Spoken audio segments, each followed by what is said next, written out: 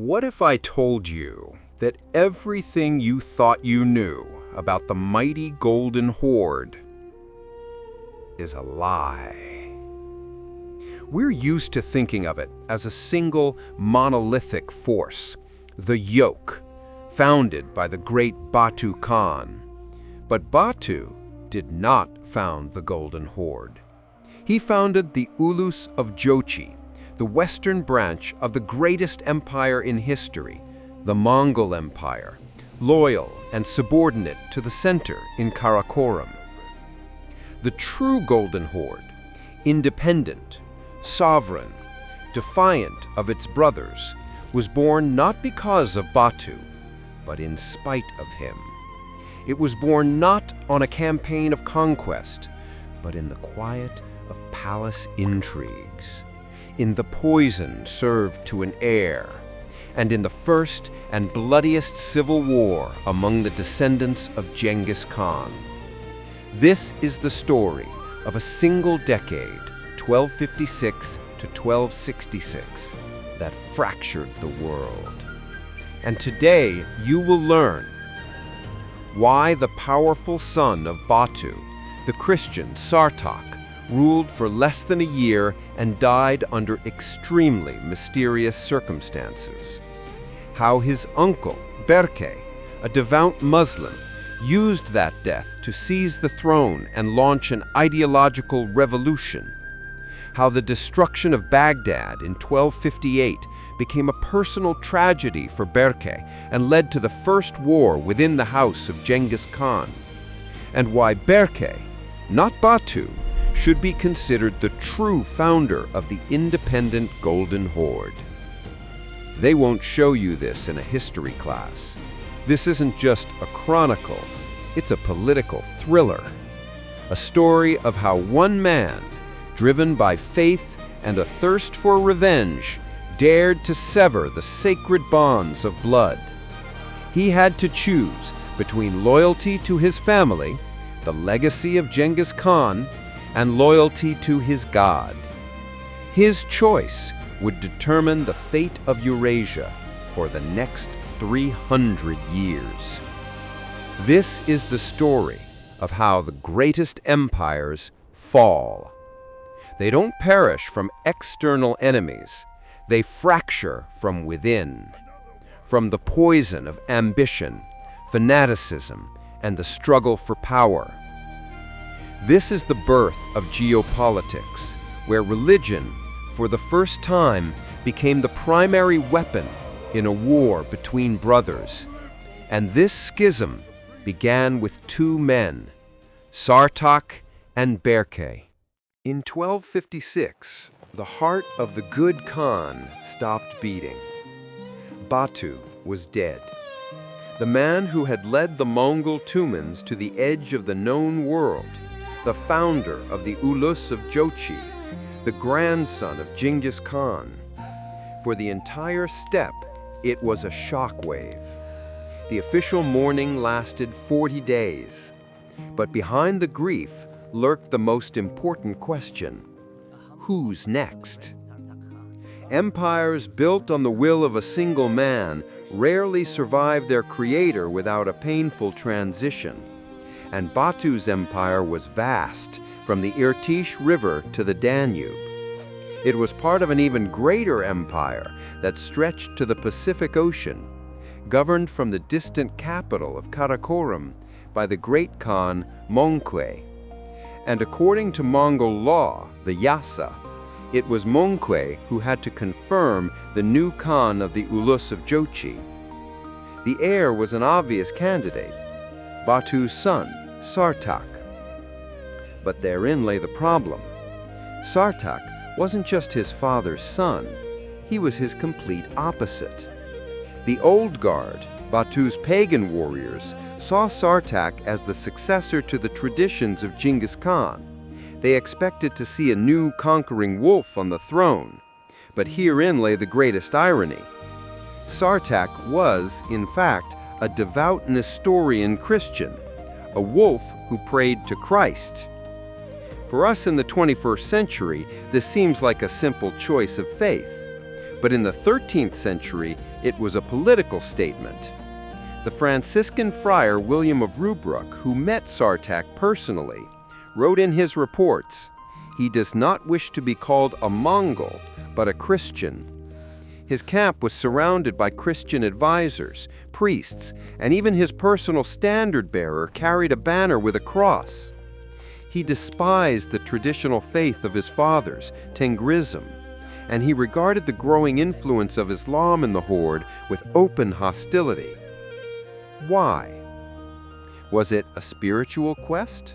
Perhaps, but first and foremost, it was a cold political calculation. According to some sources, Sartak was a sworn brother of Anda, Alexander Nevsky.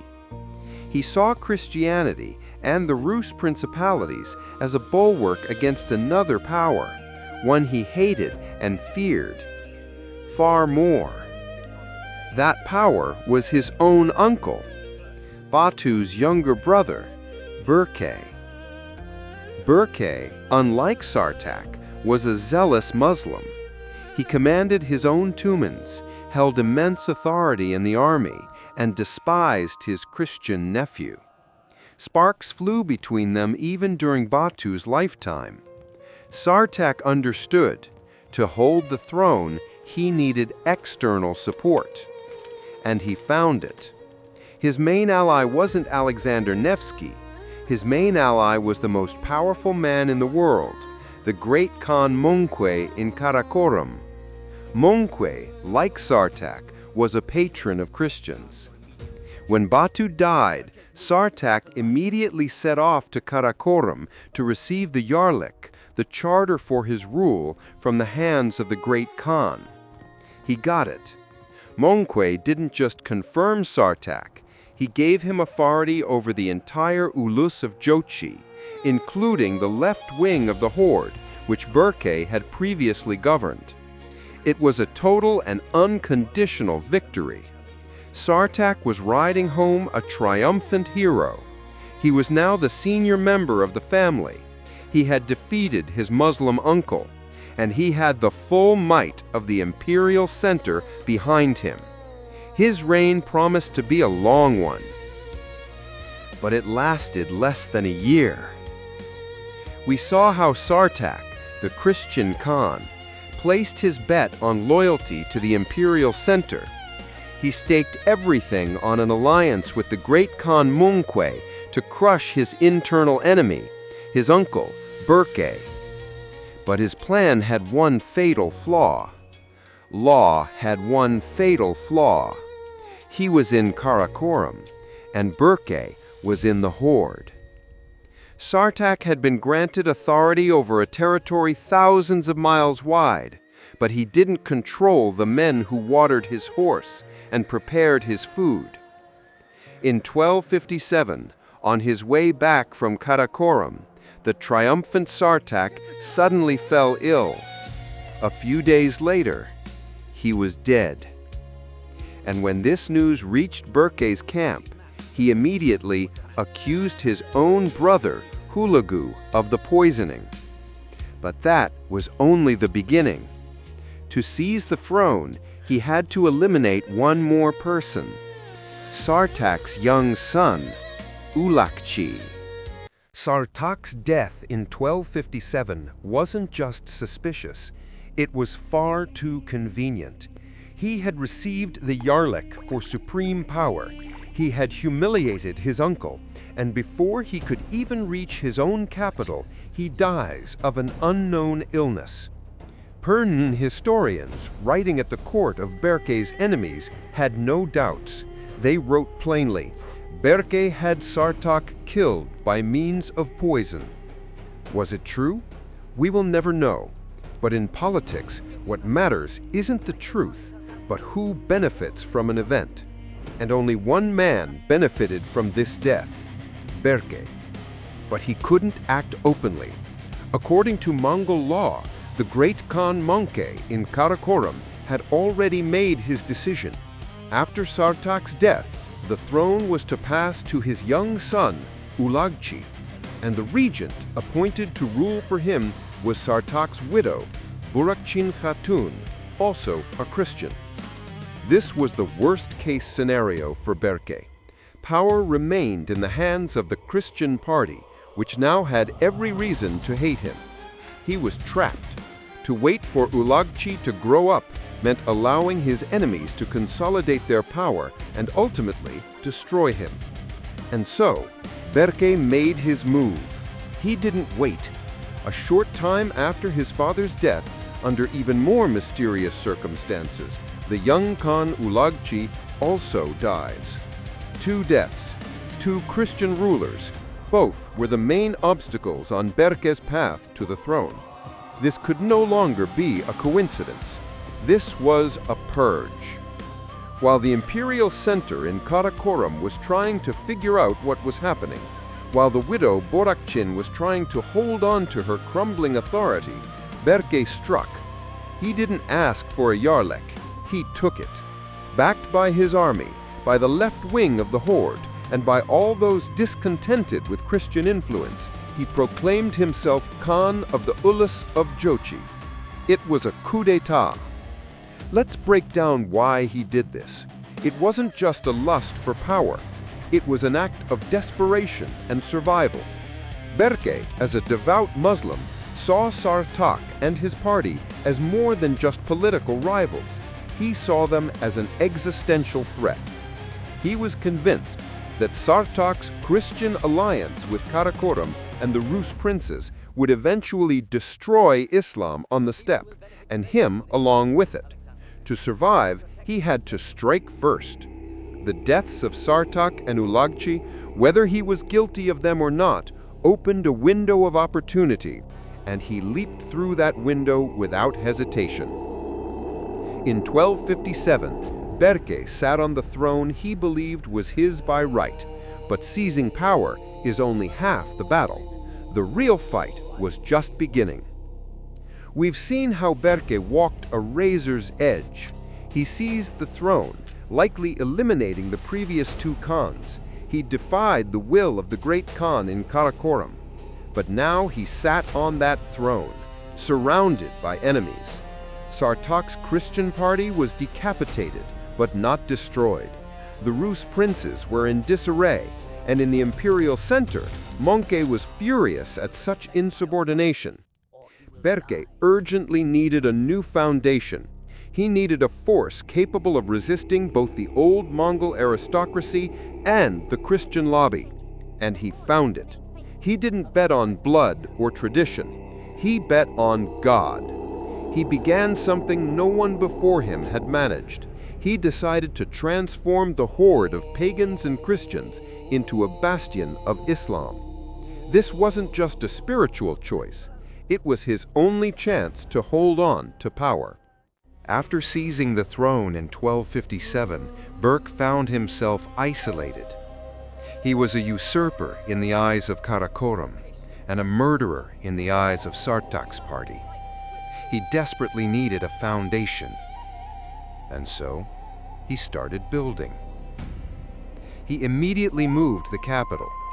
He founded a new city, Sarai Berke, which was intended to be not just an administrative center, but a spiritual one. It was a break with Batu's pagan past. Berke became the first Mongol ruler who didn't just convert to Islam, others had done so before him, but made it state policy. Why? It was a stroke of political genius. First, he gained loyalty. From whom? From the vast number of his subjects in Khwarezm, Volga Bulgaria, and the Volga region who were already Muslims. He gave them a Khan of their own. Second, he gained personnel. He began to massively recruit educated Muslims, Persians, Arabs, Khwarezmians, for all key positions. They became his new bureaucrats, his tax collectors, his vertical of power, completely loyal to him, not to the old Mongol aristocracy. And third, he gained money. The Islamic world was a global trade network. Berke immediately established contacts with Egypt, Anatolia, and the Middle East. He opened the Horde to caravans.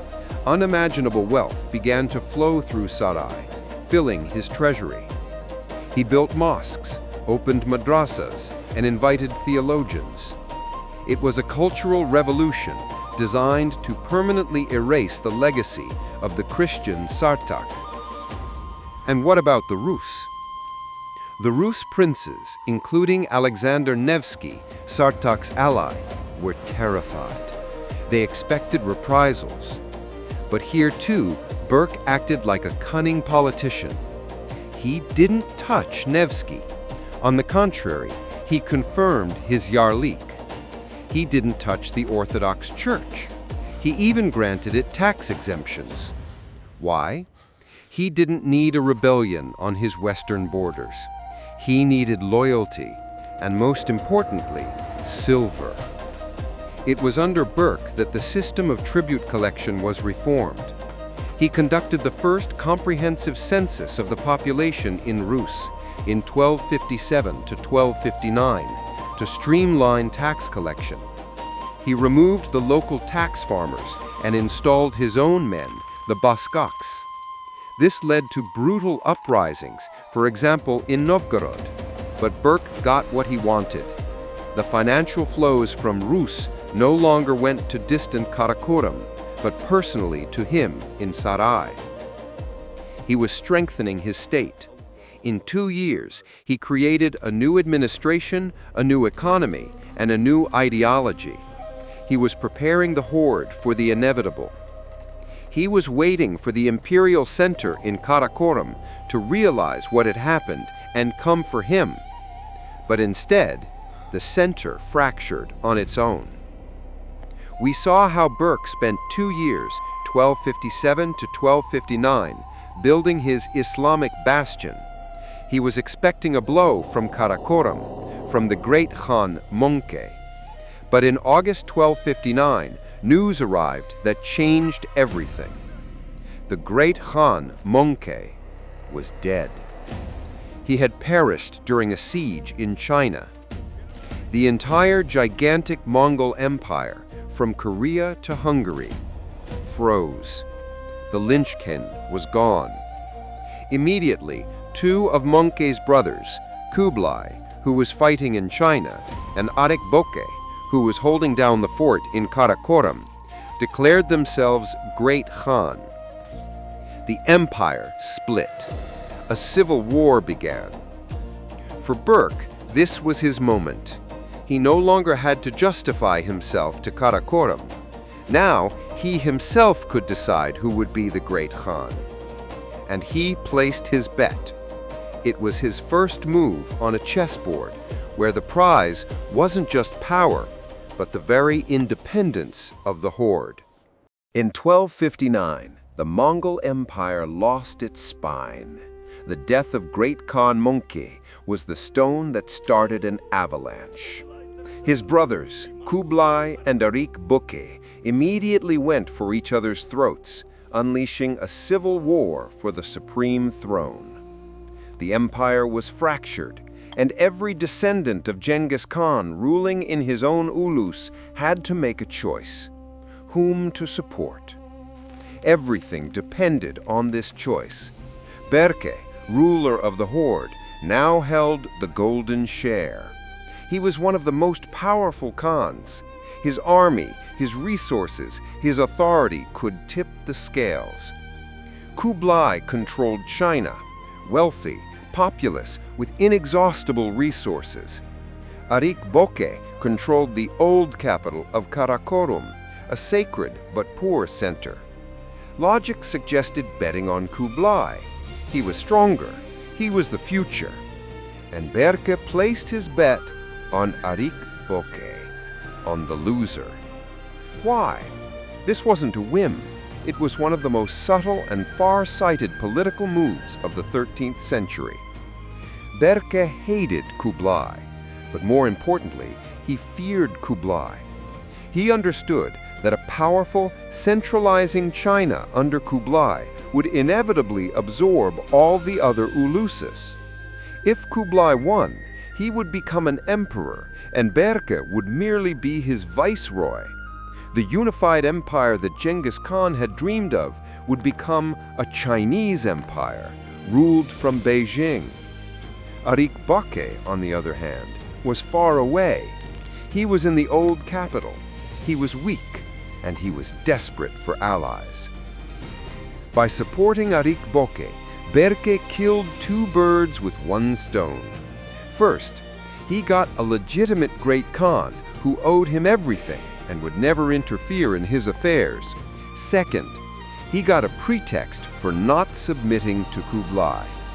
This was a de facto declaration of independence.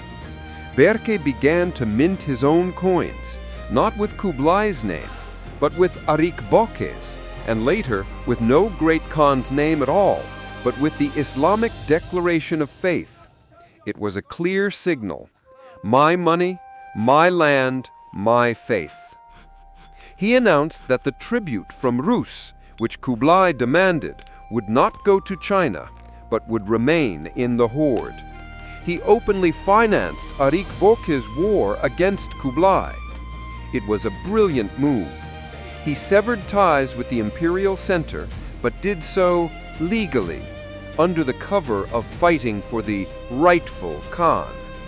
He had become a sovereign. But while Berke was waging this cold war for political independence, a very different fire was igniting in the south, a conflict based not on calculation, but on fury, on blood and faith. We've seen how Berke masterfully broke with the imperial center. He had become the master of his own house. But back in 1258, while Berke was consolidating his throne and Mongol was campaigning in China, another grandson of Genghis Khan committed an act that shook the entire Islamic world. This man was Hulagu, the brother of Mongol, Kublai, and Ariq Böke, and Berke's cousin. Hulagu, ruler of Iran, the Ilkhanate, took and destroyed Baghdad. He executed the last Abbasid caliph, the spiritual head of all Muslims. For the tens of thousands of Muslims in the Horde, this was sacrilege. And for their Khan, the devout Muslim Berke, it was a personal insult and a declaration of war. Berke didn't know yet that Hulagu wasn't going to stop there, that he was already marching toward lands that Berke considered his own. Politics was over. Vengeance was beginning. The destruction of Baghdad in 1258 was not just an act of war. It was a massacre. Hulagu, grandson of Genghis Khan, didn't just take the city. He essentially annihilated the capital of Islam. Hundreds of thousands were killed. Priceless books were thrown into the Tigris, and, as the chroniclers wrote, the river ran black with ink. And then he executed the caliph. When news of this reached Sarai, Berke, according to Arab historians, flew into a rage. He said, "Hulagu has destroyed the cities of the Muslims and killed the caliph. How dare he? May Allah call him to account for the blood of the innocent." But this wasn't just piety. It was also cold calculation. Hulagu had no intention of stopping. His army moved north, into Syria, and then into Azerbaijan and the Caucasus. And these were lands that Berke considered his. This was the vital interest zone of the Ulus of Jochi, land that Batu had bequeathed to him. One grandson of Genghis Khan had invaded the lands of another, and that was the final straw. Berke had to respond. But how? He couldn't fight Hulagu alone. And so he did the unthinkable. He, a Mongol, a descendant of Genghis Khan, forged a military alliance with the enemies of the Mongols. He sent ambassadors to Cairo, to Sultan Baibars. Baibars was a Mamluk, a former slave warrior who had just halted Hulagu's Mongol invasion in Palestine at the Battle of Ain Jalut. Baibars was Hulagu's mortal enemy. And so, the two most powerful Muslim rulers, Berke in Sarai and Baibars in Cairo, formed an alliance. Their common enemy, another Mongol, Hulagu. This was the end. The sacred bonds of blood, the yasa of Genghis Khan, which forbade the Chinggisids from warring with one another, were shattered. In 1262, Berke gave the order. His army, led by the talented general Nogai, crossed the Caucasus Mountains and struck Hulagu's forces. The first internecine war in the Mongol Empire had begun. It was a brutal conflict. In 1263, on the Ariq River, Berke's army utterly crushed Hulagu's army. It was a humiliation. The descendant of Genghis Khan fled the battlefield, and thousands of his warriors drowned, falling through the ice. Berke's victory was not just military, it was ideological. Berke the Muslim had defeated Hulagu, the killer of the Caliph. He became the defender of the faith. His authority in the Islamic world skyrocketed. This war exhausted both sides. It brought the Mongol conquest of the Middle East to a halt. Hulagu died in 1265. Berke died a year later in 1266 during a new campaign in the Caucasus. They did not live to see the end of the war, but they had achieved the main thing. Berke never defeated Kublai in the struggle for the supreme throne, but he no longer needed to.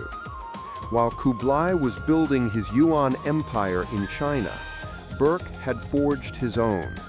Through the war with Hulagu, he had finally and irrevocably severed the horde from the rest of the empire. He came to power as a usurper, but he died a sovereign, as the first independent Khan of the Golden Horde. We saw how Sartak, the Christian Khan, tried to preserve the unity of the empire by betting on Karakorum, and lost everything in a single year. We saw his uncle, Berke, choose a different path. He chose Islam over the Yasa. He chose an alliance with the Mamluks against his own blood. He chose war. This wasn't just a dispute over pasture lands. This wasn't just a rebellion. This was a tectonic shift. In 1256, a united Mongol Empire existed, ruled by brothers and cousins. Just 10 years later, by 1266, it was shattered. And that fracture ran along the lines of blood, faith, and ambition. It was in this fire that the Golden Horde was born, not as an obedient part of a whole, but as an independent, fierce, and sovereign power. By 1266, when Berke died during his final campaign, the fracture of the Mongol Empire was already irreversible. His main enemy, Hulagu, was dead. His chief ally, Ariq Böke, had been defeated by Kublai. It seemed that Kublai, now the undisputed Great Khan, could have put everything back together, but it was already impossible. Berke, having lost the struggle for the global Mongol throne, had won something far greater. He had won his own empire. He had proven that Sarai could exist without Karakorum, that the blood of Genghis Khan was no longer a guarantee of unity. This wasn't just political separatism. It was a shift in civilizational paradigm. The decade between 1256 and 1266 marks the birth of the Golden Horde as a sovereign state, a state that chose its own path, its own faith, and its own enemies. The story of Sartak and Berke showed that personal ambition and, most importantly, the power of a new faith, Islam, proved stronger than the ancient steppe laws of the Yasa. Berke was the first to place loyalty to Allah above loyalty to blood, and in doing so, he forever changed the DNA of his horde. It was Berke who laid the foundation upon which his successors would build one of the greatest powers in Eurasia. He began the Islamization, but he did not finish it. With his death, the horde once again plunged into the chaos of internal strife as pagan khans attempted a counterstrike. It would take another 40 years and the rise of another, far more powerful ruler to complete what Berke had started. That is the story of the Golden Age of the Horde, the story of the Khan who turned Islam from mere policy into a total ideology, executing 80 pagan Chinggisids in a single day.